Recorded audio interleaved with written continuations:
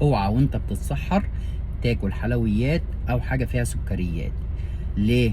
بغض النظر عن الاضرار اللي كلنا عارفينها عن الحلويات وان هي بتسبب السمنه وخطر الاصابه بامراض السكر والكلام ده كله، لا، في حاجه تاني خالص انت مش واخد بالك منها، اللي هي ايه؟ ان اكل السكريات على السحور او عامه قبل ما تنام، تمام، بيعلي عندك الكريف، او بيخليك تبقى كريف ان انت تاكل سكريات او تاكل اكل تاني. يعني بيعلي رغبتك ان انت تبقى عايز تاكل وان انت هتجوع تاني بسرعة. طب ازاي الكلام دوت؟ خلينا نشوف مع بعض. في دراسة اتعملت في 2016 عن الناس اللي الدايت بتاعهم بيبقى فيه سكريات عالية قبل النوم، واكتشفوا ان هو النوم بتاعهم بيبقى فيه اضطراب، بيبقى النوم بتاعهم مش بعمق. طيب في دكتور اسمه مايكل بروس. دكتور مايكل بروس ده هو دكتور متخصص في اضطرابات النوم.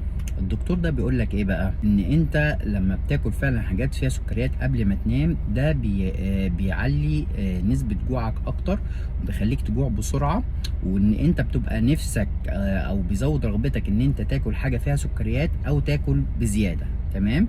فكده انت هتجوع بسرعه، واحنا مش عايزين نجوع بسرعه. انا راجل صايم ومش عايز احس مش عايز احس بالجوع بدري. انا عايز يعني عايز الاكل اللي انا اكلته يديني احساس بالشبع لاطول فتره ممكنه. تمام.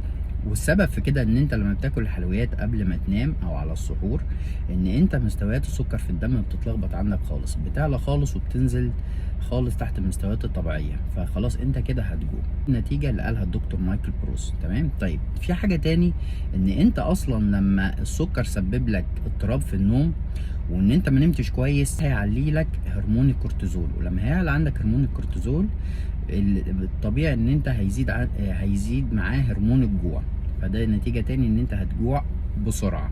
تمام. طيب الحل ايه؟ وايه اللي المفروض ان انا اكله؟ طيب لما اجي على وجبه السحور، احط حاجه مثلا تبقى وجبه اساسيه معايا، مثلا زي الفول، ونحط عليها معلقه زيت زيتون. ميزه الفول ان هو هيديك شبع لاطول فتره ممكنه، لان هو فيه الياف وفيه بروتين. تمام. وبلس ان انت حطيت كمان زيت زيتون، فده برضو هيساعد ان هو يقعد معاك اطول فتره ممكنه. طيب دي حاجه رقم اتنين، ممكن هحط جبنه قريش. تمام. دي برضو مليانه بروتين وبتديني بروتين بطيء الامتصاص. طيب ممكن نحط حاجة تاني، ممكن نحط الزبادي علشان الهضم بتاعي يبقى كويس ومفيش أبسط في المعدة، مفيش اضطراب في المعدة. تمام. والحاجة الأساسية والمفروض ما تستغناش عنها، تمام، الخيار والخس. الخيار والخس دول بيعملوا لك ترطيب للجسم كله. هما مليانين ميه بنسبه كبيره جدا. تمام. فده هيديك برضو احساس بعدم العطش لفتره كبيره، وان جسمك هيبقى رطب، مش هيبقى جاف. ده غير طبعا ان هي مليانه فيتامين ومعادن. تمام. نشوفكم على خير في فيديو تاني. كل سنه وانتم طيبين.